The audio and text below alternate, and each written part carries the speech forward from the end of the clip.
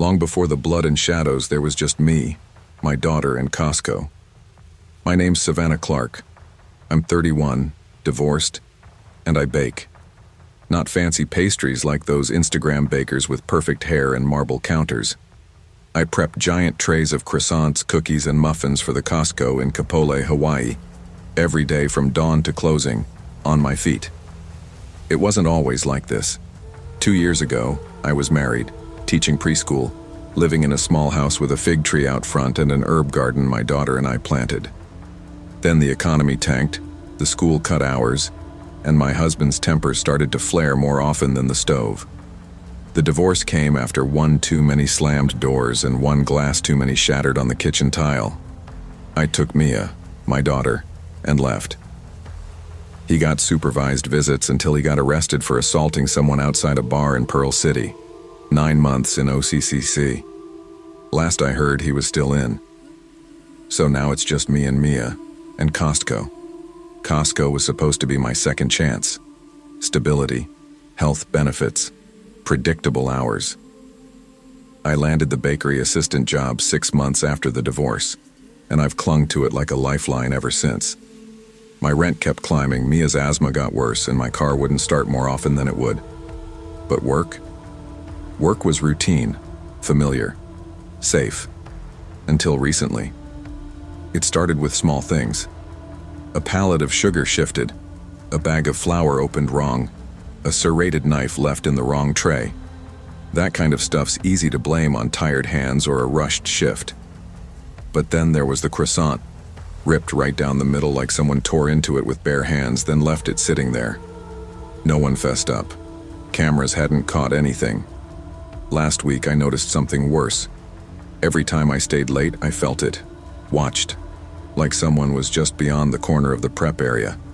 Sometimes I'd catch a shadow in the convex mirror above the sink, gone before I turned. I brushed it off. Probably stress. God knew I wasn't sleeping. Not with Mia coughing half the night and bills choking my inbox like weeds. The night everything really began was a Thursday. June. Just after 8:30 p.m., I wasn't supposed to be there that late. Had promised Mia we'd finish her solar system project and watch Moana together. But my closing partner called out last minute, and the manager gave me that look. So I stayed. Alone. Again. I was halfway through rolling croissant dough when I felt it. A cold draft, then the strange weight of silence. No ovens humming, no carts squeaking, no overhead announcements.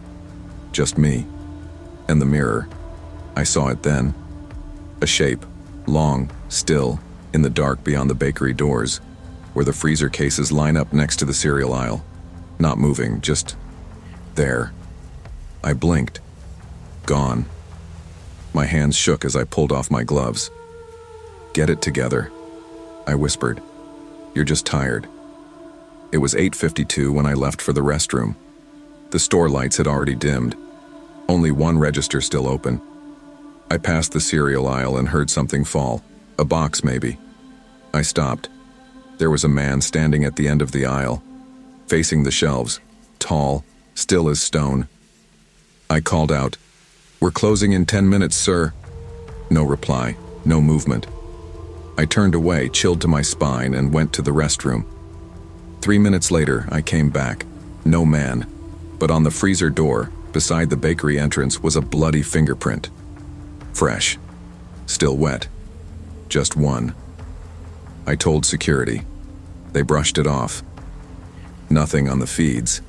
Systems rebooting. Blackout earlier, the guard muttered.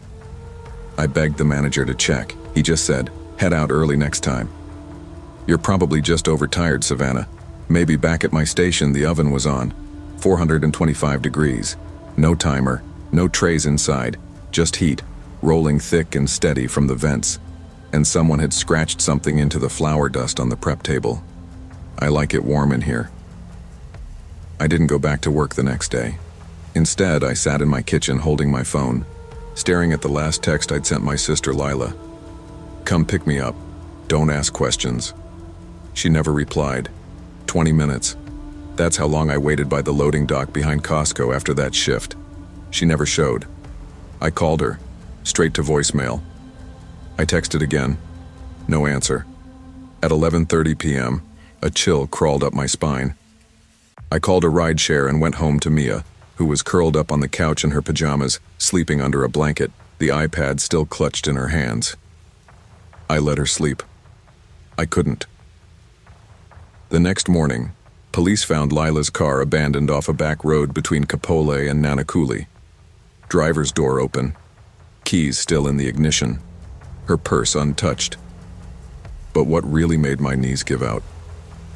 Mia's school backpack sitting in the passenger seat. She'd left it in Lila's car 2 days ago, which meant Lila had picked her up from school, not me, not daycare, her. But I was the one working. Lila had said she'd help. Something didn't make sense. The officer on the case, Detective Kamaka, was kind but skeptical. No signs of foul play, could have wandered off. Maybe a mental health episode. You sure she wasn't going through something? I wanted to scream. Instead, I said, she doesn't just vanish, she has a daughter of her own. That night, Mia slept in my bed. I sat up in the living room with the lights on, knife on the table, and every window locked. I played the shift over and over in my mind. The croissant, the oven, the fingerprint, I needed answers. So I went back to work. But I didn't close. Not again. And I started asking around. It started with Camilo, the night janitor. He was mopping the loading bay when I pulled him aside. Did you see anything weird Thursday night in the bakery or after closing? His mop paused. He looked up, dead serious. Like, what kind of weird? A man, tall, dark clothes, might have been bleeding. He swallowed. I don't know about bleeding, but yeah, I saw someone. Thought it was a manager, standing near the bakery freezer. Didn't talk, just stood there for like 5 minutes, then gone. I didn't want to say anything, didn't want to sound crazy. I wasn't alone.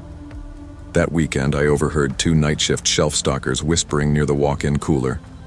One of them, Rosalie, swore someone kept turning on oven controls during the last hour of her shift. She'd reset them, go back to boxes, come back, hot again. They thought it was a prank, but the fear in her eyes told me it wasn't. It all came crashing down when the detective came back with results. The fingerprint? It matched my ex-husband. I laughed at first. That's impossible. He's in jail. Was, Kamaka corrected. He was released 2 weeks ago, early, good behavior. He showed me the paper. My stomach turned to stone. He was out, and I hadn't been told. Suddenly the noise in the aisles, the man who wouldn't turn around, the oven, the flour, all of it felt different. Not supernatural, just cruel, real. I started checking every door, every night. I put cameras in my apartment, changed locks, had Mia sleep in my room. Still, I could feel it, that he was watching, waiting. 3 days ago he showed up again, not at work, at my home. I found a crumpled Costco receipt on my porch. My schedule was circled, in red ink. The bottom had another fingerprint, blood, again. I took Mia and drove straight to my mom's, but that night, the oven in the bakery turned itself on again. 425 degrees, on camera this time. No one touched it. They watched the tape. There was nothing there, just the heat, and a shadow in the reflection of the oven door. Evil doesn't always wear a mask. Sometimes it walks beside you, lives with you, pretends to love you, and when it leaves, it doesn't always stay gone. But strength? It's what you build when no one else believes you. When you're tired, scared, and still show up. For your child, for yourself. Don't ignore the little things. The shadow in the mirror, the cold where there shouldn't be, the warmth someone else might be waiting for, and never, ever close alone. If I'm being honest, I was never supposed to be working that Thursday night. My name's Brandon Lynn. I'm 19, barely surviving community college, and until recently, I worked part-time pushing carts at Costco in Anaheim Hills, California. One of those giant stores at the edge of a freeway where the lights hum louder than the customers, and the air smells like hot pizza, brake fluid, and detergent. I wasn't supposed to be there because I had a calculus quiz the next morning that I hadn't studied for. Because my mom's insurance paperwork had to be filed by midnight. Because the financial aid office was threatening to pull my grant unless I uploaded some IRS form I couldn't find. But money wins. Always. My car's a joke. Gas prices weren't laughing. So when I saw the shift posted, Thursday, 3:30 to close, I signed up, thinking I could make it all work. Just a few hours, just carts. Anaheim Hills quiets down fast after 8 p.m. By 9, the parking lot is mostly shadows, and the only sounds are the cartwheels bouncing off uneven asphalt and the occasional hawk calling from somewhere in the canyon behind the lot. The regular crowd, families with overfilled carts, retirees stacking 40 packs of bottled water, is long gone. It's just a few stragglers, maybe 1 or 2 people hanging around hoping for a hot dog at the food court before they close the doors. That night, the sky looked weird. Not stormy exactly, but green-gray. The kind of color you see right before the rain starts and traffic doubles. Wind was picking up too. You could hear the signage above the loading dock creaking. I had just pushed the last line of carts into their holding corral when I saw it. A van, navy blue, no lights, no sound, just parked in row D. Facing the wrong direction, like whoever parked it didn't care about lanes or protocol. Costco staff always park back in. This was nose first. Awkward. Off. I figured it was someone checking their phone. Maybe a shopper stalling until their partner came out. I ignored it. 5 minutes later, I looked again. The van was gone, but one of the carts I had just stacked was missing. Now look, carts go rogue all the time, especially when there's wind. But this cart was at the end of my train, locked in with the belt clip. You don't just lose one unless someone yanks it out on purpose. I searched the lot, not panicked but alert. That strange quiet had settled in, the kind where every sound seems too loud. Shoes on asphalt, flags rustling overhead. Then I found it. Row H7 rows from where I'd left the cart, just sitting there, in front of a dark gray sedan that hadn't been there earlier. Inside the cart, under the seat flap, was a folded Costco return slip, with my name printed on it. The date on the slip? 2 weeks ago, a day I didn't even work. I froze, checked my phone, thought maybe someone was messing with me.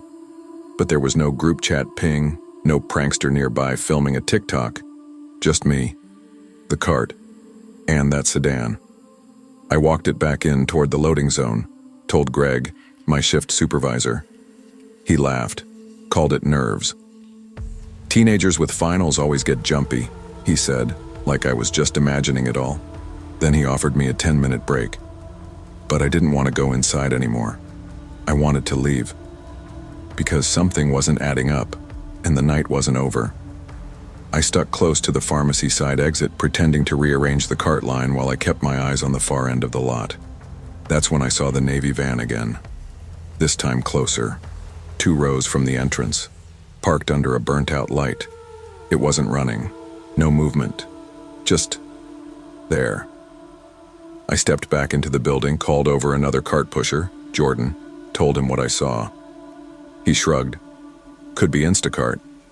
Some of them chill in vans and wait to get batch orders. Facing the wrong way? I asked. He didn't answer. I stepped out again slowly. This time I looked directly at the driver's side. There was someone in the seat, motionless. No phone, no drink, hands on the wheel. And then the driver turned his head, slowly. Too slowly. And I swear, his head tilted, just slightly like a dog listening to a high-pitched noise. No blink, no change in posture, just that long face, pale outline, jaw sharp, exaggerated by the shadows. I backed up, didn't run, just walked fast, told Greg again. He didn't even look this time, just sighed and waved me off. In the break room if it helps. Take the break, Brandon. Go chill. I didn't. I waited near the side entrance watching the van, but within minutes it was gone. No engine sound, no brake lights, just gone. 10 minutes later, another worker, Marta from membership, stepped outside. "Hey dude," she called, "your car lights are on." I looked at her. I didn't drive, I biked. She blinked. "Then somebody's jacking your ride." We walked to the corral where I always lock it. The bike was gone. Chain cut clean, bent on the ground like a snapped wishbone. In its place was a Costco receipt, taped to a peanut butter jar. Same brand we sell. My name on the slip. Again. But under the items list, someone had typed, "Weight matched, size acceptable, watch your shifts." I called the police. A young officer took the report, barely hiding his boredom. Said it was probably a prank, maybe a coworker copying my ID tag. Said I'd probably find the bike in the bushes tomorrow. I didn't, and I didn't go back to work the next day. For the next few nights, I barely slept. I kept refreshing my Costco account. Every employee gets one link to their schedule, and nothing changed. No weird hours, no new activity. But I couldn't shake it. The van, the slips, the peanut butter jar. Then, a week later, I got an email. "Thank you for reinstating your night availability." I never submitted a change in schedule. I clicked through my employee portal. Sure enough, the system said I had accepted 3 closing shifts in the upcoming week. I called HR, left a voicemail. They didn't call back. That night, my mom called me from the backyard. "Brandon," she said, holding something. "Did you leave this out here?" It was the same peanut butter jar, empty, clean. A folded receipt was inside, same message, same timestamp. 9:12 p.m. I formally quit Costco the next morning, marched in, cleaned out my locker, told Greg I wasn't returning. He didn't look surprised. He said, "Sometimes people aren't built for nights." I told him this wasn't about the hours. He just nodded, like he'd heard it before. On my way out, I checked the cart corral. There was a Navy van parked in the furthest row of the employee lot.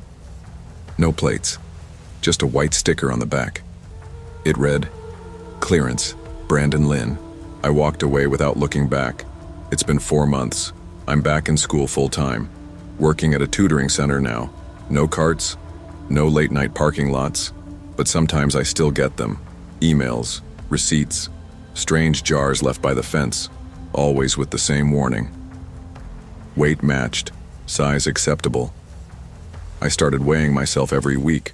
Nothing changes. 143 pounds, just like the receipt said. It's like someone picked me, measured me, entered me into something I didn't agree to. I asked around, quietly, heard whispers about other stores, other employees getting slips like mine, van sightings, items left in weird places, but no one reports it. Because who would believe us? Not every job lets you clock out. Sometimes we offer up pieces of ourselves for money and something starts taking more than we bargained for. Don't ignore what feels wrong. Don't stay silent just to keep a paycheck. And if a van ever follows you, don't turn your back. You don't really think about how much space there is inside a Costco until you're the one watching it, aisle by aisle, hour by hour, waiting for something to go wrong. Most people think loss prevention is about chasing shoplifters or calling the cops on people stealing vitamins, but it's not. Not really. What I do is sit in a concrete room behind the tire center, watching a wall of monitors glow with camera feeds. I take notes, I flag patterns, I report what I see, and I wait. My name's Marissa Clay. I'm 34. I took this job almost 2 years ago, just after my divorce finalized. I thought it'd be temporary, something to keep the rent paid and my son Caleb in school while I sorted myself out. But things don't always move as fast as you want them to. And truthfully, this job gave me structure when everything else fell apart. The Oxnard store is massive. It stretches wider than it is tall, all exposed beams and polished concrete. You can hear everything echo. Shopping carts, pallet jacks, intercom beeps. The lights hum like they're trying to say something just out of reach. There's no softness here. No place to hide. At first I found that comforting. We get your standard cases. Guy tries to return a TV he never bought. Woman pockets makeup wipes under her baby carrier. Most people aren't clever. They're just desperate. You can feel it. But the ones who scared me weren't the ones stealing. It was the ones who didn't take anything, who didn't talk, who just came back, again and again. There was this man, mid-40s maybe, wore a faded green windbreaker that looked like it had lived through 5 rainstorms too many. Every visit, he came in between 7:40 and 7:45 p.m., always alone. Never brought a cart, never looked around. He would walk straight to aisle 117, where we keep the emergency survival kits and travel-size gear, and stand in front of the 2-person emergency bag for about 5 minutes. He wouldn't touch anything else, just hold the zipper handle between his fingers, like he was testing its weight. Then he'd let go and walk out. Didn't buy a single thing in all the times I tracked him. But one night, mid-February I remember because the Valentine's candy aisle was nearly empty, he did something different. He whispered something. I couldn't catch the words even on the mic feed. It was soft, like a prayer. Then he looked up, straight into camera 14, and smiled. Not a full grin, not warm or inviting. Just a small twitch of the mouth, like he knew I was watching and wanted to let me know I was seen too. I flagged it, logged it, compiled timestamps, showed Greg, my supervisor. His response? Yeah, creepy, but not illegal. So I kept watching. Then came the woman. She started showing up every Friday. Same time, just before closing. She had this long dark hair that looked like it had been brushed but not styled. She wore flat shoes, gray slacks, a blouse that could have passed for a school teacher's. Every visit she'd head to the blanket section, specifically the red fleece 3-packs. She didn't touch them, just stood near them, staring. One Friday, I went out there and asked if she needed help. She didn't flinch, didn't turn toward me. She just said, "This aisle used to be a hallway, years ago," and walked away. I searched the building's blueprints after that, checked with a guy from facilities who'd worked there 12 years. I asked if the layout had ever changed. He said, "Not really. We repainted some of the signs in 2014, but the aisles have always been numbered the same." I still don't know what she meant. And then came the boy. That one stopped me cold. I was reviewing overnight footage, half asleep in the chair with my coffee cooling beside me, when I saw a kid in a yellow hoodie pass through the snack aisle. It wasn't just the color. It was the way the sleeve sagged a little, the tiny bleach mark on the left shoulder, the thumb hole Caleb had torn into the cuff when he was nervous. It was his hoodie, the one we lost at a bus stop 3 months earlier. I was sure of it. I stood up and watched the monitor, switching angles as fast as I could, trying to follow the boy. He turned left near the paper goods and vanished. I thought maybe he went down the next aisle, but he never showed on any other camera. I rewound, played it again. He wasn't on the footage, only I was, walking after someone who wasn't there. I heard my own footsteps in the audio, but not his. Greg said it was lag in the feed, that the camera probably skipped a few frames, but it didn't skip me. That's when I started compiling the visitor list. 10 people, all regulars, all predictable, always walked past the same zones. Aisle 117, the fleece section, the emergency exits. I printed out screenshots, traced the way each of them glanced toward camera 14, and when I layered the photos, their lines of sight formed a shape. Not a person. Not exactly. Just the suggestion of one. A face. Watching. I didn't know what I expected when I layered those images. Maybe a pattern of movement. Some proof I wasn't losing my grip. But what I got was worse. Something almost human. A pale V where the eye lines intersected. A mouth shape that wasn't smiling but looked like it had been. Something that had seen me before I ever knew it was there. I kept the printouts locked in my bottom drawer. Never showed Greg again. He already thought I was one stress call away from getting transferred to tire returns. Over the next 2 weeks, I kept tracking them. The windbreaker man came at his usual time, 7:42 p.m., on the dot. Always touched the same zipper, always whispered something I couldn't hear. Camera 14 caught him glancing up at me again. Same slight smile, like a nod, like he was saying, "You again."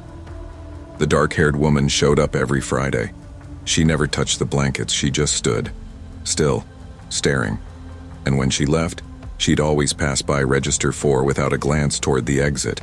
And that boy, he never showed again on the monitors, but I started catching glimpses in the corner of my eye. Once I was in the break room pouring stale coffee when I swore I saw a yellow hoodie disappear around the corner of the dry goods entrance. I rushed out, heart hammering, but no one was there. Nothing. I stopped telling people what I saw. Then the glitch happened. It was a Tuesday, around 6:30 p.m. Still daylight. Rain coming down so hard the ceiling pinged like hail. We had a steady crowd, families grabbing dinner kits, retirees comparing vitamins. I was monitoring aisle 117 just out of routine when the feed cut out. It wasn't a blackout. Every other camera worked fine. Just camera 14, completely black. I tried refreshing the feed. Nothing. I called maintenance over the intercom. They checked the unit. Lens intact, wiring clean, power steady. "Should be working," the guy told me. "It's brand new." "Try resetting it," I said. He unplugged it, plugged it back in. The feed flickered to life and showed nothing but static for 2 full minutes. At exactly 7:42 p.m., it cleared up. The windbreaker man was standing in the aisle, head tilted, holding the zipper, and for the first time he spoke loud enough for the mic to catch. I leaned in and turned up the volume. He whispered, "It only works when she's watching." Then he let go of the bag and walked out. That night I went home shaking. I didn't eat. I barely spoke to Caleb. I just sat at my kitchen table staring at the folder of screenshots and asking myself one question over and over. What is it? The next morning there was an envelope in my mailbox, no postage, no return address. Inside was a neatly folded red fleece blanket, the exact brand we stocked. On the corner, someone had stuck a piece of masking tape. Drawn on it was a simple smiley face. No eyes, just the mouth. After the red fleece showed up, I did what any logical person would do. I took it to my supervisor. I brought the envelope. I showed Greg the smiley tape. His reaction? A shrug. Probably someone playing a prank. We get weirdos here all the time. "Greg, someone left this at my house. They knew where I lived." He leaned back in his squeaky office chair, pinching the bridge of his nose. "Marissa, you're a good employee. But if you start seeing shadows in the break room too, I can't protect your hours." That was the end of it. He filed nothing. No report, no camera pull, no escalation. So I took it home. At night, I locked my bedroom door. I stopped checking the cameras after 8 p.m. I told Caleb to stay close. No playdates, no late homework club. I knew how I sounded. Paranoid, overwhelmed, the product of too many late shifts and not enough sleep. But then Caleb started waking up crying. At first I thought it was just stress. His dad had stopped showing up to visitation weekends again. But then he started saying the same thing word for word. "Mom, someone's walking through the hallway but they don't have a face." He'd curl into my arms, shaking, the back of his Spider-Man pajamas soaked with sweat. I checked every room. I checked every lock. Every time we were alone. One night I stayed up watching the hallway from the couch just to prove there was nothing there. At 3:12 a.m., my front door creaked. Not loudly, just creaked, like pressure had shifted against it. I crept over, looked through the peephole. No one. But lying on the welcome mat was a yellow hoodie. The exact same one Caleb lost at the bus stop months ago. Same size, same bleach mark, same torn cuff, folded, with another piece of masking tape on the hood. This time, no smile, just one drawn eye. Looking up, I burned it in a metal trash can in the backyard. It rained that night. By the morning, my security camera feed was gone. System error. SD card wiped. I pulled Caleb from school the next day, took him to his grandmother's, told her I needed a few days. She didn't ask questions. Bless her for that. I drove back to Oxnard, parked in front of Costco, and just sat in my car, engine running, watching the building. And you know what I saw? That same boy in the yellow hoodie. Not inside, outside. Standing behind the concrete wall near the loading docks, just barely visible between the cracks of the pallet stacks. He wasn't moving, just watching. He looked directly at the building, directly where camera 14 would be mounted, and then slowly, as if he knew I was watching, he turned and walked into the lot. I got out and followed, but when I turned the corner, he was gone. Not behind a car, not ducking between carts, just gone. I walked back inside, badge still clipped to my belt, and went straight to the monitors. The camera feeds were normal, except camera 14, which had gone black again, just like before. When I returned to my car 10 minutes later, something was waiting on the windshield, a Costco membership envelope. Inside was a small square of red fleece, folded around a receipt, nothing purchased, just a timestamp. 7:42 p.m. The days that followed blurred. I called out sick, twice. Greg left a voicemail about protocol and responsibility to the floor, but I ignored it. I didn't sleep, not properly. At night, every creak of my apartment felt deliberate, like a choice made by something that wanted me to hear it. Caleb was still at my mother's house, safe for now, but I couldn't shake the fear that even that safety had an expiration date. The worst part wasn't the fear, it was the certainty. Certainty that whatever this was, it was real. And worse, it was structured, planned, recurring. Someone, or something, was watching patterns the same way I had, showing up at fixed times, moving through exact aisles, returning familiar objects to unfamiliar places. Every action felt like a response, not random, intentional, calculated. I couldn't leave it alone anymore, so I went back. I drove to Costco 2 hours early, parked near the employee entrance. I had my badge, I had access. Nobody would question me. I wore my LP windbreaker again and told myself I wasn't doing this out of obsession. I was doing this for my son, because whatever had attached itself to me, started tracking me, was circling him now too. The store was calm, fluorescents humming, forklifts buzzing like lazy insects. The evening staff clocked in slowly. I walked in through the security office and sat back at the console. Greg wasn't there yet. I rewound the cameras.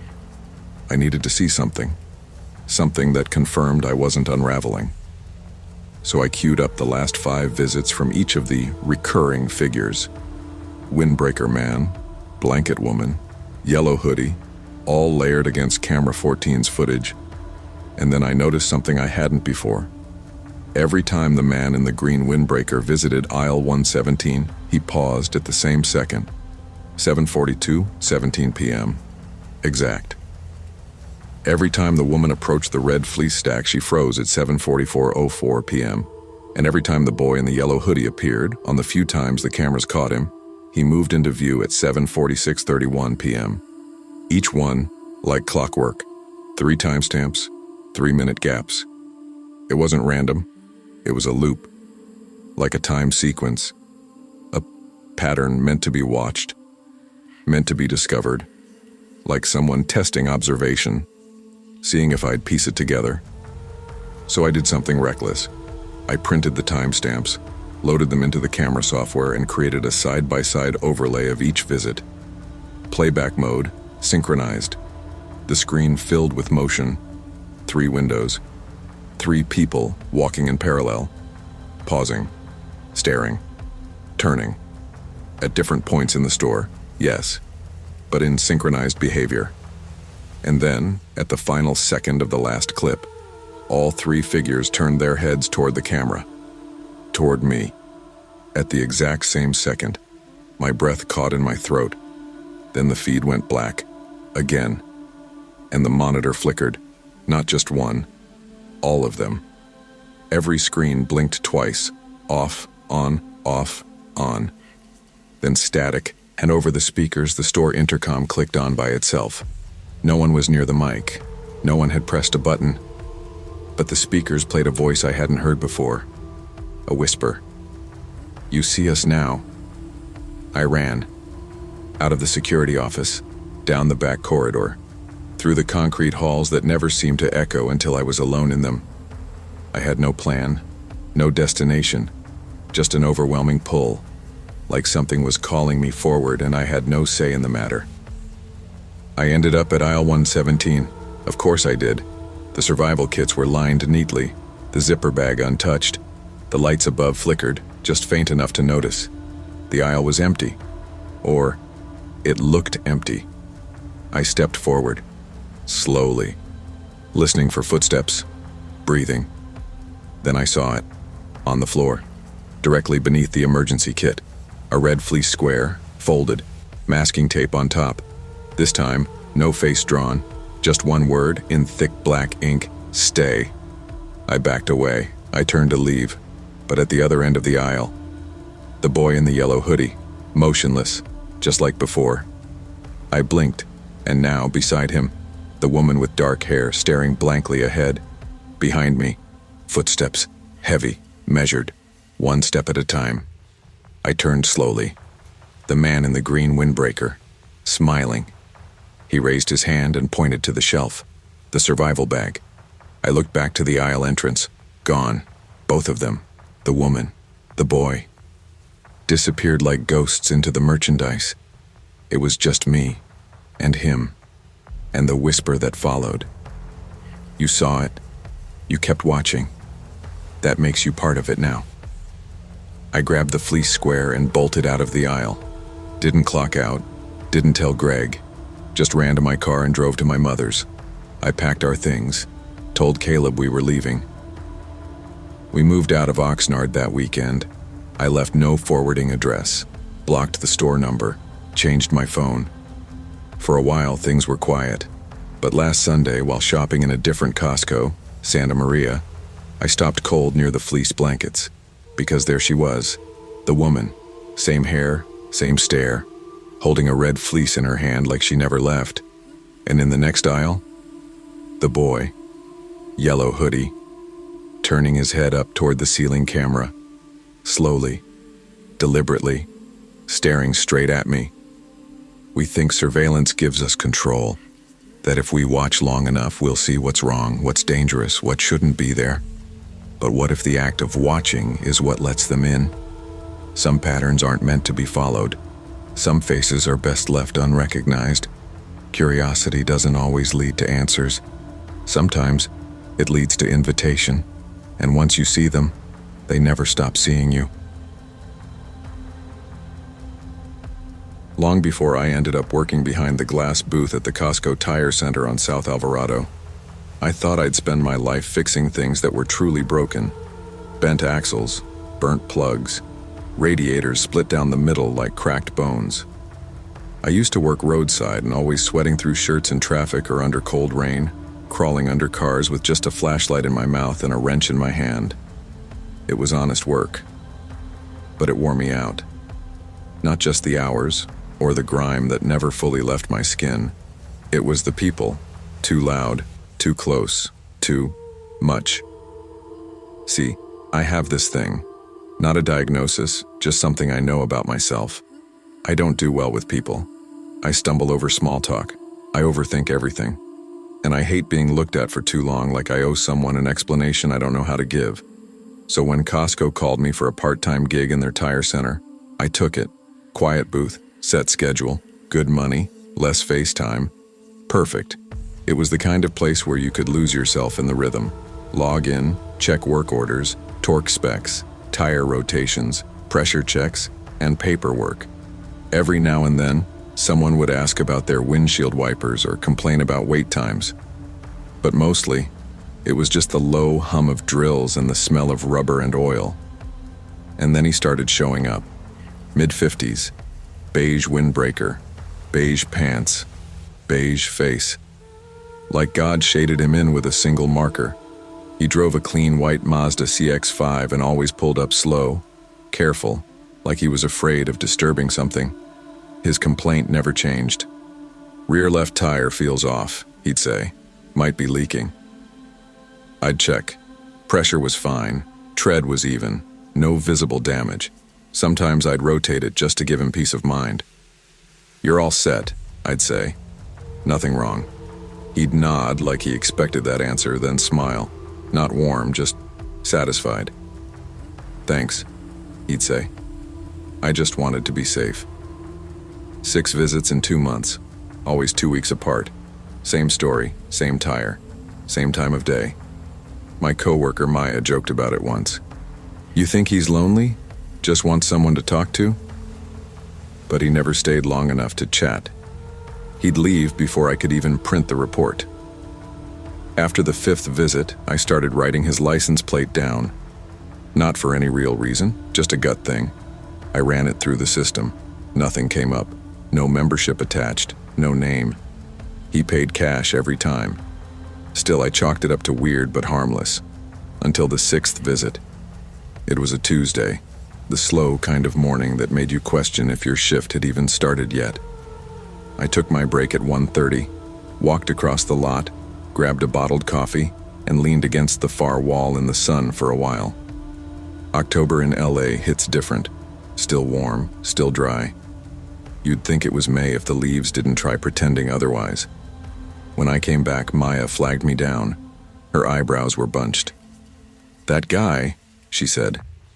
"Beige guy, he just walked right past me." "Wait, inside?" I asked. "He went into the bay?" She nodded. Didn't say a word. He's standing by the tire racks. I felt my throat tighten. The service bays off limits to customers, safety policy, cameras, signs. I jogged over. There he was, alone, facing the back wall, still, like he'd been waiting for a spotlight to hit him. "Sir," I called, keeping my voice even. "This area is restricted." He didn't move. For a second, I thought he didn't hear me. Then he turned. Not fast, just turned, like an afterthought. And then he whispered, "One of them remembers me." I blinked. "What?" He motioned to the stack of discarded tires behind him. "The back left," he said, "pulls toward the side of the road. I replaced it 10 years ago, after the crash. But it still pulls. Always." There was a look in his eyes, not fear, not guilt, recognition. I checked his license again, same white Mazda, same plate, but something wasn't adding up. That model year, released only 5 years ago. I know cars. I know what they look like when they've aged. This one hadn't. He left without saying goodbye. I checked the service orders again. Still no record of his name, no membership. Nothing. That night I stayed a little later than I had to. And when I was locking up, I found it. It was jammed in the tread of a scrapped Goodyear Eagle, something from a 2006 sedan. A locket. Small and silver, dented and rusted at the clasp. I almost missed it. I took it inside and pried it open with a flathead. Inside, a tiny photo. A woman, maybe late 30s, holding a little girl in her arms. Both smiling, happy, warm. But the locket looked like it had been run over, crushed, twisted. I showed it to Maya. She froze. "Wait," she said. "That's her. The woman from the hit and run. They had a photo on the news last month, remember? Baldwin Hills. She was walking her daughter to preschool." I remembered, vaguely. Woman killed. Daughter survived. Witnesses mentioned a white SUV speeding off. They never caught the driver. That night, I drove home with my stomach in knots. I replayed the man's words in my head. It wants to go back. Back where? I didn't sleep much. Next morning, I called the non-emergency LAPD tip line, told them what I'd found. They took a report, said someone would follow up. No one did. That Friday, everything felt heavier. Maya called out sick. I worked the booth alone. At 6:47 p.m., just as we were closing, the white Mazda pulled in. I stepped outside. No one was driving. The engine was off, doors locked, windows up. I reached for the radio to call security. Then the power flickered. Not in the whole building, just the booth, just the cameras, 17 seconds of static. When the feed returned, the Mazda was gone. No engine sounds, no exit, no tracks, just gone. But on my stool, inside the booth, right where I always sat, was the locket. Cleaned, polished, open. The photo looked clearer now, like it had just been developed, and behind it, a tiny piece of paper folded in half. I opened it. Written in fine, careful handwriting were 4 words: "Not all ghosts haunt." The car never came back, not to our center anyway. A week later, I checked the lot cameras for myself, pulled the footage. Still the same glitch, still no trace of the man leaving. I ran the license plate through a friend who works DMV backend. She found it. Registered to a deceased man in Riverside. Died in 2014. Car totaled in a fatal accident that same year. Guess which tire blew out? Rear left. After that, I stopped asking questions I didn't want answers to. I gave the locket to the police again. This time, they logged it, took a statement, promised follow-up, but I never heard back. Now, when customers come in with vague tire issues, I check a little slower, listen a little longer. Not every complaint is mechanical. Some things just linger. The past doesn't always stay buried, especially when the road still remembers. What we bury in silence has a way of resurfacing, not to scare us, but to be seen, heard, and maybe forgiven. I used to believe every space could be transformed with the right frame, both literally and metaphorically. That was the designer in me talking, back when I ran my interior design studio in Charlotte. High-end homes, curated furniture, moody lighting, just the right amount of imperfection to sell authenticity. I gave rich people the illusion of taste. But real life doesn't come with good lighting or matching textures. When Dad had his stroke, I packed up my life in 2 days. No clients, no invoices, no goodbye drinks. I left behind 15 years of work, 2 half-decorated lofts, and a city I never fully belonged to. I moved into his creaky colonial in Newport News, the house I swore I'd never live in again. Grief is strange, it doesn't scream. It whispers into everything. The smell of your old bedroom, the rattle of the AC you thought he'd finally replaced, the emptiness of coffee brewed for one. After a few months, the money started thinning out. I needed a job with health benefits, and Costco was hiring. The position they offered? Home decor and framing department. The irony didn't even sting. I was too tired. At first, it wasn't so bad. People brought in their baby photos, their college diplomas, sometimes their dogs dressed like ballerinas. I gave them frame recommendations and watched them nod like I still had some magic in my fingers. It was quiet work. Honest. Nothing like Charlotte. And then came the man with the painting. He looked like someone I'd seen once in a hotel lobby. Mid-40s, flannel shirt, designer shoes that were too clean for the dust clinging to the canvas he carried. He said his name was Mark Dwyer. "Can you fix this?" he asked. The canvas was faded, edges fraying, probably a landscape.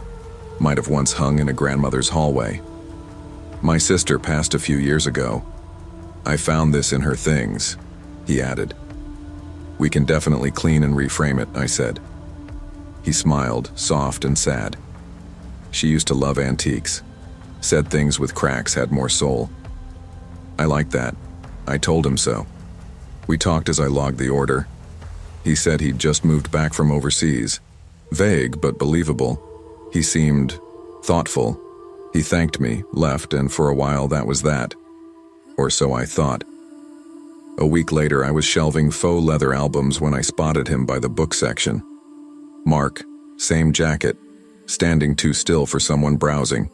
He was staring at the self-help display, the kind with titles like Unwind Your Mind and How to Let Go of What Was Never Yours. He didn't see me watching, or maybe he did. but he left before I could say anything. A few days after that, he showed up again at the counter. "Just checking on the frame," he said. I pulled up his order. "Still in processing, should be ready Monday." He smiled. "No rush. I just wanted to hear your voice again. You've got one of those calm, old-fashioned voices. People don't sound like that anymore." It was a weird thing to say. I laughed awkwardly, unsure how to respond. He left without ordering anything else. Later that week, I found a cup on my counter, still warm. From that coffee shop on Main I always stop at before work. Oat milk latte, no sugar, my exact order, no name, no receipt. I asked around. No one saw who left it. That's when something shifted in my gut. That quiet tightening. Like your body knows a moment before your mind catches up. Next day, Mark came again. This time, holding a cracked mirror frame.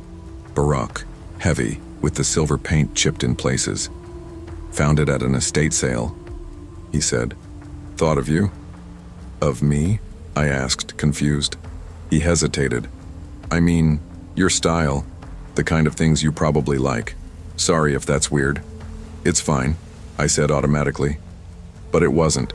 That night, I typed his name into every search engine I could think of. Nothing. No obituary for a sister. No Facebook. No LinkedIn. No digital footprint. The phone number he'd written down for the order? Disconnected. I brought it up to my manager. He shrugged. Probably just some guy with a crush. I tried to believe that. I wanted to believe that. But the next morning, I found a note under the counter, wedged behind the register drawer. "You don't have to pretend you don't remember me. You saw me before Charlotte, too." It wasn't a compliment. It was a statement. I didn't sleep that night. Around 2 a.m., I found myself in the attic, digging through old boxes. Dust in my throat. The smell of mothballs and wood rot. I wasn't sure what I was looking for, just a feeling. A thread I knew existed but couldn't name. Then I saw it. A gray plastic storage bin labeled Cooper Creek, 1999. Our old summer cabin. Dad's idea of bonding before middle school. There were photos, sun-faded, edges curled, of me, Dad, some cousins, a few family friends. One of them stopped me cold. A group shot by the river. I must have been 8 or 9, everyone smiling. But in the back, half-shadowed, was a boy I didn't recognize. Older than us, maybe 17, 18, standing behind a tree. Not smiling, staring. Same eyes, same face. Mark. I pulled the photo closer. He wasn't part of our group. Wasn't in any of the other pictures. But there he was. Like he had just inserted himself. I flipped the photo. Dad's handwriting read, "Creek Trail, July 1999. I hadn't seen that face since. At least I didn't think I had. But now I wasn't sure. The canvas Mark brought in had been ready for days. I hadn't dared unwrap it, assuming it was just another faded landscape. But now I had to know. I removed the frame, flipped it over. The backing paper peeled back like old skin. It wasn't a painting. It was a reverse glass print. Old school. The image was vague, distorted through the reflection. But behind the print, tucked against the wood frame, was a folded photo. My hands were shaking when I pulled it out. It was me. A candid shot from Cooper Creek. I was standing by the porch in a pink windbreaker, looking off to the side, probably unaware the photo was being taken.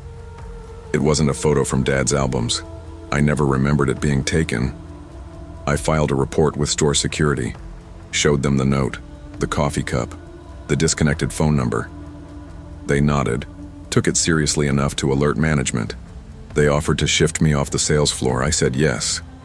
I haven't worked the framing desk since. You'd think that would be the end of it. But sometimes, during slow afternoons, I walk through seasonal stock just to stay distracted. I pass the frame displays, prints of lighthouses, beaches, overpriced word art, and sometimes I find things. Tiny, out-of-place snapshots tucked in behind the sample glass, barely visible, always at the edges. Me, Dad, our cabin, that summer. Sometimes it's just trees or blurry corners, but sometimes he's in them, still watching, always just far enough away to make me question everything. I've stopped trying to explain it to anyone. The past doesn't disappear. Sometimes it waits for you to finally turn around. Some people don't want to be remembered. They want to be noticed. And sometimes, the scariest thing isn't forgetting someone. It's realizing you never saw them to begin with. Before the fluorescent lights, before the company-wide databases and route manifests, I existed in a haze of community college corridors and anxious mornings. My first semester unraveled under the weight of panic attacks and self-doubt. I withdrew, retreated home to Florida, and spent 6 months rebuilding my life in small, measured steps. So when I landed the internship with Costco's corporate logistics team in Fort Lauderdale, it felt like a second shot, maybe the one that would stick. They seated me in the corner of a windowless office at the distribution center on SW 30th Avenue. My workspace overlooked rows of humming servers and outdated printer banks, all under a ceiling that vibrated slightly with the pulse of warehouse life. Vending machine coffee tasted stale and bitter, but I drank it because it looked and felt like adult responsibility. I spent my mornings inputting shipping routes, tagging regional reports, and learning the arcane language of logistics from Marcus, the second-year intern from Colorado. He had an easy smile, that low Colorado drawl, and a fondness for joking about route ghosts and obscured corridors in the warehouse blueprint. I didn't believe in ghosts yet, but I appreciated his humor. It made the droning monotony feel human. Armed with Excel, I shadowed him on route planning. He showed me how each truck had a story. Departure times, tonnage, time windows, stops, return status. By the end of week 3, we were hitting deadlines, my confidence building in small increments. The formulas worked, the reports compiled, the routes optimized. But around week 6, something changed. Late Thursday morning, Marcus stopped laughing. He sat at his desk, face drained of color, with raw energy humming between his fingers.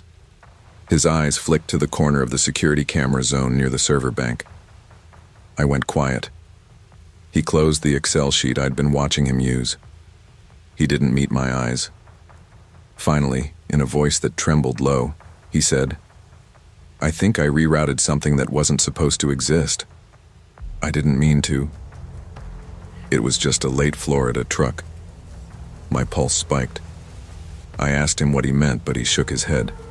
When I looked at his screen, it was empty. He stared at the cursor.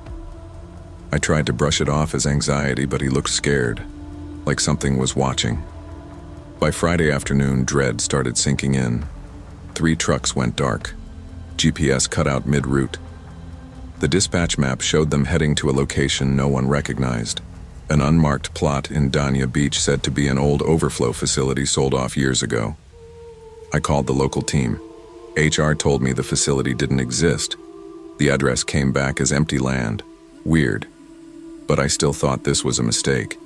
Bad database upload, stale GPS entries, some glitch. That Monday morning, Marcus didn't show up. His desk was empty. The servers buzzed overhead like nothing had changed. Later, management came in for a closed-door meeting. We were told to avoid discussing routes or security cameras. When I tried to ask Ms. Harrow about Marcus, she froze, eyes pinning me to my chair. She said flatly, "There's no Marcus in this program, Cameron. You're not assigned to anyone." She opened my personnel file, deleted the logs marked under Marcus's name, the ones we'd worked on together, then shut the laptop without another word. I felt my world shift beneath me. It was like steam leaving the room. And it wasn't just him erased from the system, it was me too. It made me rethink everything, my recreated life, that shaky confidence I felt building brick by tiny brick. Drive home that night was a soliloquy of doubt. Route ghosts, non-existent trucks, no official record, no trail. I clutched the printed shuttle schedule stuffed in my backpack, Route 7, GPS check-ins, names listed, terminal staff, driver numbers. And there, in ink, Marcus Dahl, intern. I tried calling HR again. They said there was no Marcus Dahl, no records, not as an intern, not as a temp, not even in the directory. My shirt damp at the collar, I sat on my twin bed in the apartment, full of lonely boxes, IKEA leftovers, and the echoes of my own hopes. I turned on ambient music, but it didn't stick. Days passed. Then I started noticing odd moments. My badge began flashing red when I walked near the Dania Beach coordinates. No trucks, no employees, just the lot with a chain across it and a warehouse long closed. I felt like someone was watching me, unseen. And at night, I dreamed of warehouse aisles, flickering overhead fluorescents, pallet racks stacked to the ceiling. My badge would beep, access denied, then footsteps. I couldn't ignore it anymore. I went back to the center one Saturday morning, unscheduled, off the clock, full of anxious purpose. The security desk told me all weekend access was disabled, but I used my badge anyway. It lit red when I approached the old Dania Beach coordinates on the warehouse terminal. I heard a low hum as if electricity hummed in the dark beyond the warehouse door. I swiped again, a faint beep. Not access granted, just acknowledgement. Inside, I saw nothing. Empty rows of pallets. My footsteps echoed. I remembered Marcus's words. It wasn't supposed to exist. Before I left, I searched the camera records. A single glitch. 17 seconds missing. 3 trucks, rerouted. The camera feed had frozen, at least twice near 3:15 p.m. Later, I collected everything. Terminal logs, bus schedule, GPS printouts, my badge scans. I stapled them together, took them to my supervisor, to the regional logistics head, to HR again. They said they would look into it, but nobody did. My calls weren't returned. Weeks later, I was back at my desk, computing reports, feeling smaller than before. Marcus remained a ghost, a glitch in the system I'd believed in. But sometimes at 7:43 a.m., the badge on my lanyard would flash red, not blue or green. And for a second, I'd feel hands tapping on the other side of my cubicle wall, like someone just walked by. A few weeks after I left the internship early, again, back to rebuilding, I got a call. A quiet voice. You shouldn't have looked. No sound on the line but my breath. And sometimes, I swear, if I'm alone and the air is still, I can hear that backup beep from a delivery truck and a quiet whisper. Cameron. I buried my faith in real jobs, in systems, in warranties. Anxiety taught me caution, but this taught me that some routes end where they were never meant to go. And some ghosts don't live in spirit. They live in data, buried in servers and routing tables. Even the cleanest records can hide secrets. What you believe is real can vanish in a blink, so always question the routes you take and the system you trust. The funny thing is, I used to hate water. I was a soda guy. Mountain Dew and microwavable wings used to be the pillars of my diet back when my life still had color. Back when Megan still lived with me in that 2-bedroom rental above the bike shop on Ivy Street. When she left, something cracked loose. Not loudly, not suddenly, but like a slow unthreading, routines unraveling, habits becoming obsessions. I stopped sleeping, started counting the clicks of the ceiling fan, replaced beer with bottled water because I read somewhere that structure starts small. It had to be Crystal Valley. No other brand felt right. I can't explain it. The label's color, the weight of the plastic, the way the water tasted cleaner, sharper. I bought it in bulk every Sunday from the Costco in Tillamook. Same time, same door. I would walk in with headphones blasting ambient synth tracks, the kind that make you feel like you're alone in space. I'd roll my cart to aisle 24, grab 4 packs, 24 bottles each, and be home by 3:45. It gave my life a rhythm, something no one else could interrupt. Until they did. April 9th. I remember the date because I wrote it in my phone calendar with a single word. Disturbed. The first thing I noticed was the pallet, nearly empty. That never happened. Not at 3:14, Not on a Sunday. Then I saw him. He was tall, almost lanky, skin pale like printer paper. His clothes didn't fit right. Military-style cargo pants that hung loose at the knees and a zip-up that looked like it had been through 100 laundromat cycles. Tattoos covered his hands and wrists. Black ink faded to green as if time had bleached them. But the worst part was his eyes. He never really looked at me. Just through me. He was pushing 2 carts, each overloaded with Crystal Valley water. Stacks of it, enough for a shelter or a small army, and nestled at the edge of the pallet were 2 slightly dented cases, my usual. I reached for them and heard his voice for the first time. "Don't take those." It wasn't a threat. Not exactly, but it stopped me cold.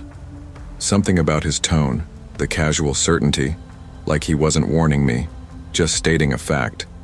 I said something dumb like, "It's just water, man," and forced a laugh, but he just stared, didn't blink. "I need all of them. You shouldn't drink that one anymore." I didn't respond, just grabbed the cases, tossed them in my cart, and walked away, heart pounding like I'd stolen something. Something sacred.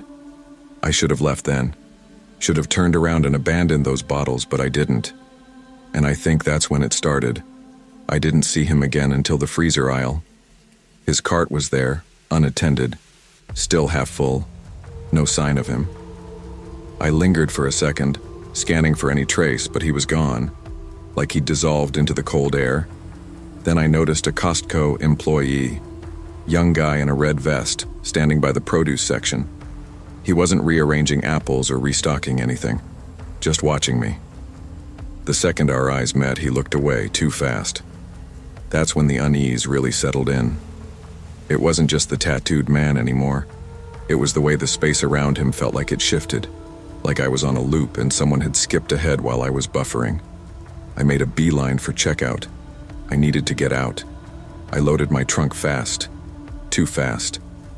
Bottles clanged against the plastic lining. One almost slipped out and cracked on the asphalt. I was slamming the hatch when I heard it again. "I told you not to take those." He was behind me. I spun, adrenaline sharp.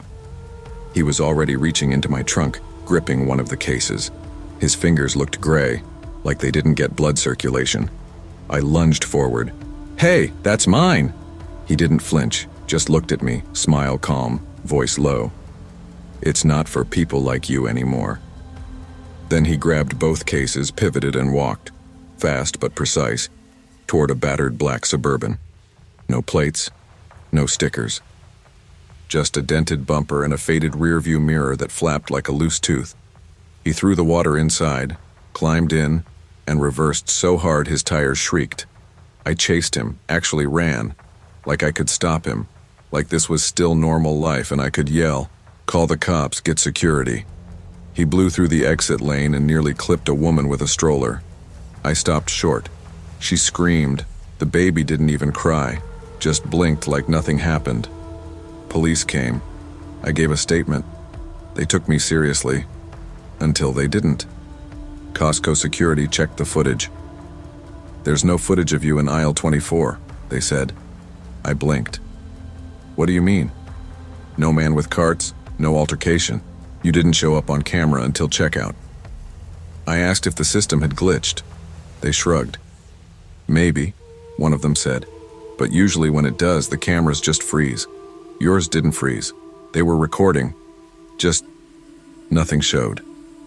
I wanted to believe it was a system bug, a weird malfunction, maybe even an elaborate prank. But something deeper in me, something wired to truth, knew that wasn't it. And that was just the beginning. A week later, Crystal Valley vanished from Costco shelves. I showed up at 3:10 like always. The pallet was gone, the aisle rearranged. Someone had swapped in a different brand, Blue Horizon or something. The kind of generic bulk water that smells like plastic and tastes like wet cardboard. I asked a floor worker where the Crystal Valley went. He frowned like the name didn't register. "Think it got pulled. Something about tank residue?" That night, I dug around online. Local health board flagged a batch for possible chemical leaching. Apparently, an old transport tank hadn't been flushed properly. But the report was vague. No formal recall, just temporary removal pending investigation. It didn't feel like a contamination issue. It felt targeted. I started dreaming about the Suburban, about the man's hands, pale, tendony, flexing around the plastic handles. Sometimes I'd hear his voice in the silence between browser tabs or echoing between audiobook chapters. "It's not for people like you anymore." The phrase sat with me, unsettled me, like I'd been marked or dismissed from something I didn't even know I was part of. 3 days later, I saw the car again, not at Costco. Outside my apartment. It was parked across the street, engine running, driver's side window cracked. I walked past it slowly, phone out, pretending to scroll. I glanced. Same dent in the bumper, same dangling mirror, no plates. The windows were tinted too dark to see in, but I knew it was him. I called non-emergency police. They said they'd send a patrol to check the area. That was at 6:42 p.m. By the time they showed up at 7:10, the Suburban was gone. I stopped going to Costco. I started ordering water online. Not Crystal Valley. Couldn't even find it on Amazon anymore. My days grew quieter, but not calmer. I triple-locked my door, drew blinds during daylight, started parking 4 blocks away just to switch up my rhythm. But even then, once a week, the car would show. Always around 3:30 p.m., always idling, never approaching, until last Tuesday. I stepped outside for air, just to feel wind on my skin. The Suburban was parked right across from my front walk. This time, the door was open, and something sat in the seat. A case of Crystal Valley water, dented, familiar, like it was the exact pack I'd tried to take. There was a piece of paper taped to it. No writing, just a rough circle drawn in red marker, slashed through. A warning, a symbol, or maybe both. I didn't touch it, just backed away, called the cops again, filed another report. Nothing came of it. No prints, no license, no leads. It's not for people like me anymore. Whatever that means, I believe it now. I've stopped trying to explain it to people. I don't tell the full story. Just say I had a strange run-in at Costco. Most people nod politely and change the subject. The ones who push for details always react the same. Confusion, followed by skepticism, followed by that subtle facial shift. The one that means they've quietly decided I'm paranoid. Maybe I am. But I keep the original receipt from that day, folded in my desk drawer. Time-stamped. Barcode intact. Proof I was there, even if the footage says otherwise. And I still hear that voice sometimes. Not in dreams anymore. In gaps. Pauses. Between traffic noise or during static on an old playlist. It's not for people like you anymore. Maybe it never was. Maybe Crystal Valley wasn't just water. Maybe it was something coded, filtered, tracked. Maybe that man was a handler or a courier or something older, something quieter, something that doesn't belong in systems, only in shadows. All I know is, I haven't touched bottled water since, and the Suburban hasn't come back, yet. But I don't go to Costco. Don't walk aisle 24. I drink tap now, filtered, unlabeled. Because whatever was in that water, it wanted something, and I was never supposed to have it. Not everything that feels good is meant for you. Some patterns, some routines, and some people are warnings in disguise. When something tells you to let go, it might be wiser to listen before you learn why. Long before I became a stalker at Costco, I wore a different kind of uniform, navy blue with security stitched above the heart. I worked the overnight shift at a level Y trauma hospital in Phoenix, a place where adrenaline never slept and the lights never dimmed. It wasn't glamorous, it wasn't safe.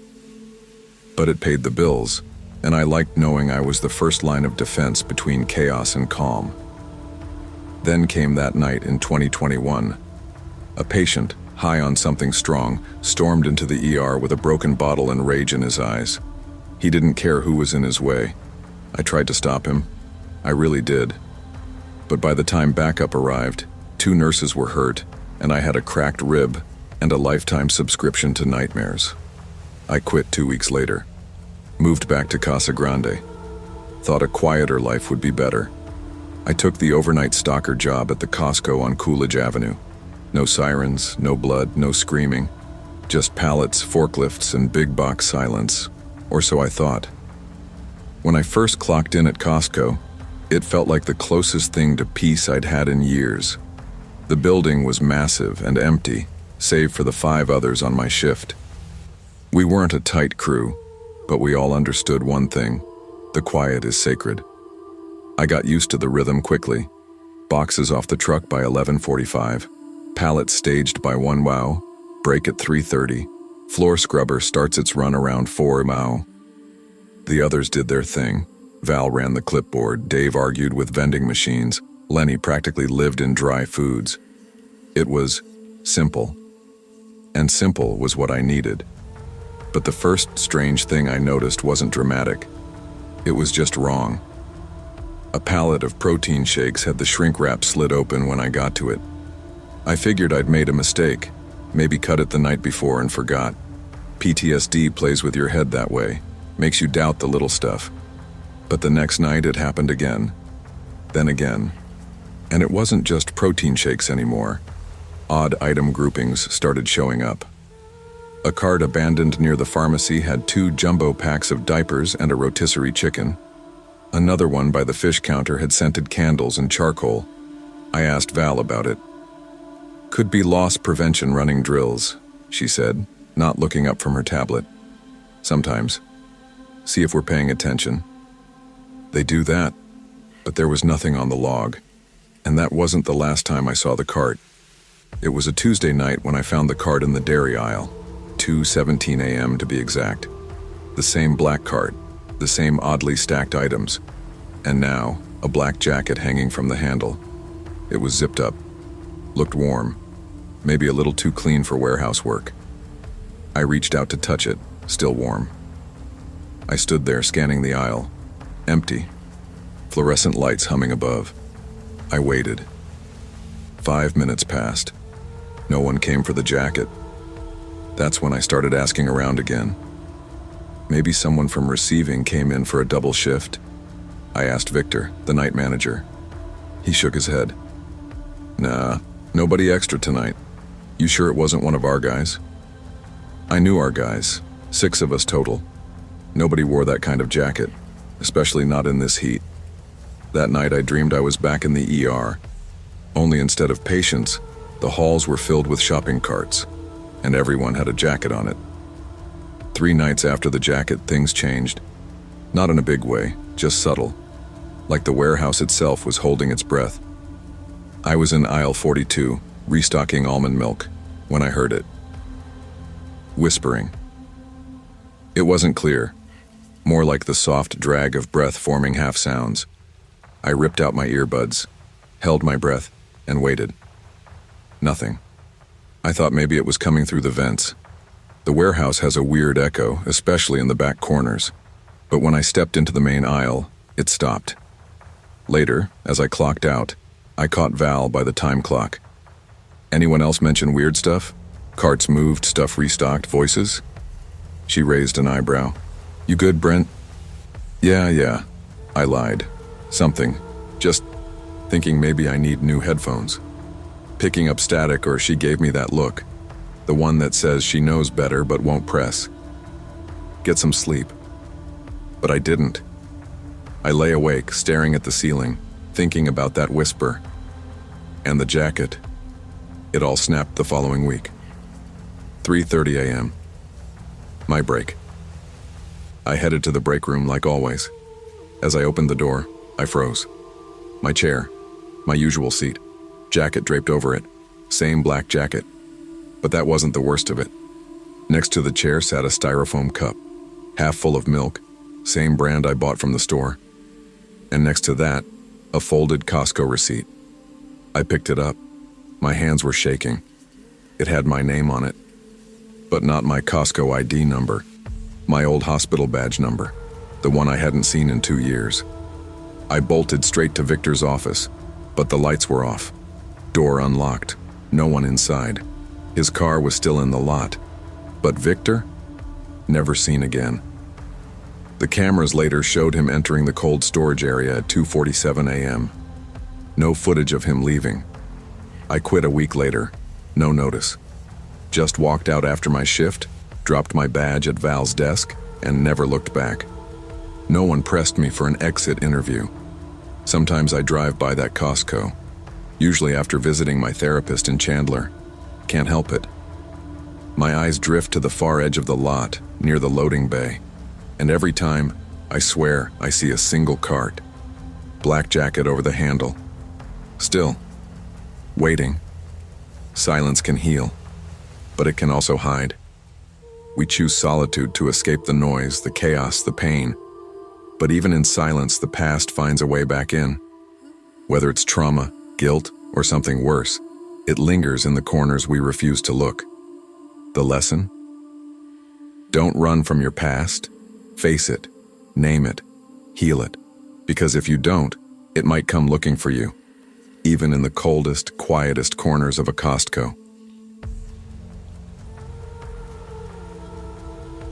Most people say burnout creeps up on you slow and quiet like a leaking pipe under the floorboards. But mine felt like an explosion.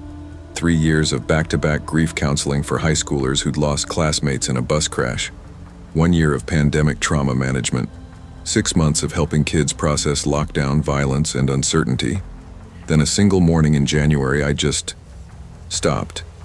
I walked into the counselor's office at Jefferson High, took one look at the file stack on my desk, and felt something inside me break in half. I left before second period, never went back. The official report said, mental health leave. Unofficially, I was cracked open and bleeding anxiety in every direction.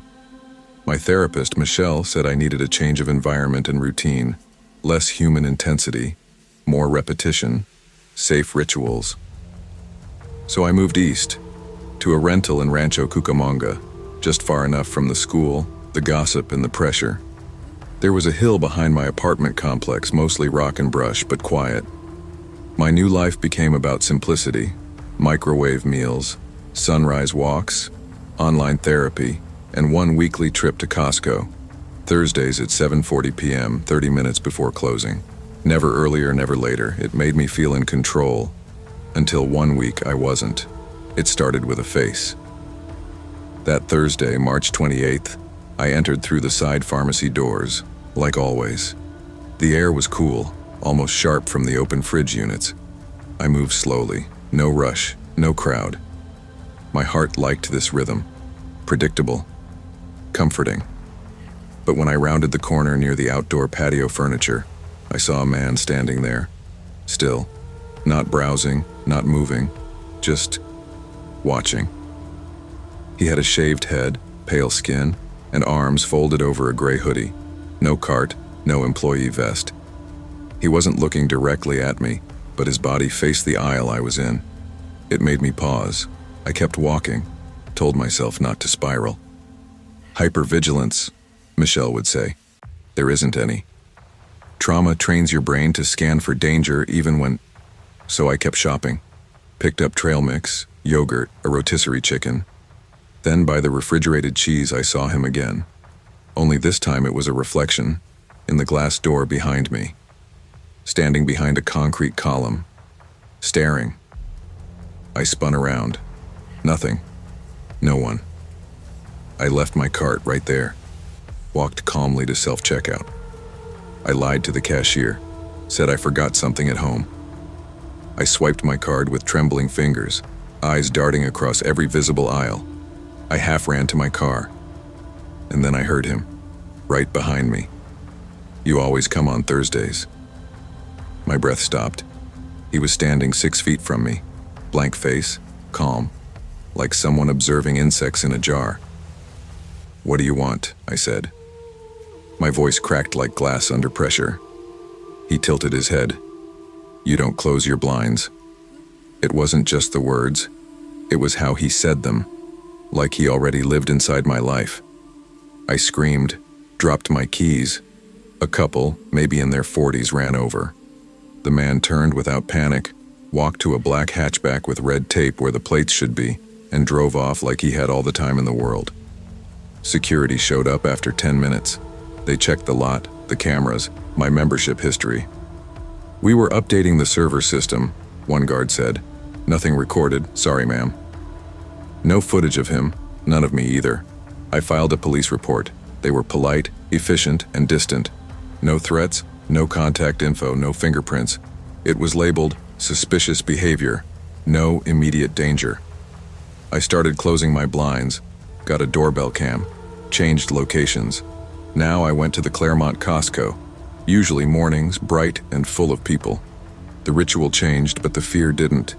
It settled in, quiet and heavy like dust on an untouched shelf. Then came the Tuesday after Easter. I was asleep when my phone buzzed. 3:08 a.m. Notification. Person detected. Front door. I opened the app. The footage was just 1 second. 1 second of his face pressed against my peephole. Grinning, not knocking, not moving, just looking. I'm better now. At least that's what I say out loud. I keep my blinds shut, door locked, and lights on past midnight. I sleep with pepper spray on my nightstand. I haven't been back to that Costco. I switched to grocery delivery. And I no longer tell myself that patterns protect me. Because that's the part no one warns you about. Stalkers don't follow rules. They don't care about store hours or rituals or how many security updates are installed on a server. They live in the cracks of your assumptions. It wasn't my schedule that betrayed me. It was thinking a routine could hide me. Routine brings peace, but don't confuse it with safety. You can control your calendar, your groceries, even your blinds. But true security comes from vigilance, boundaries, and listening to your gut. If something feels wrong, it probably is. Don't rationalize danger into a coincidence. Protect your peace, but don't become predictable inside it. Because someone out there may be watching, waiting for the moment you forget to lock the window.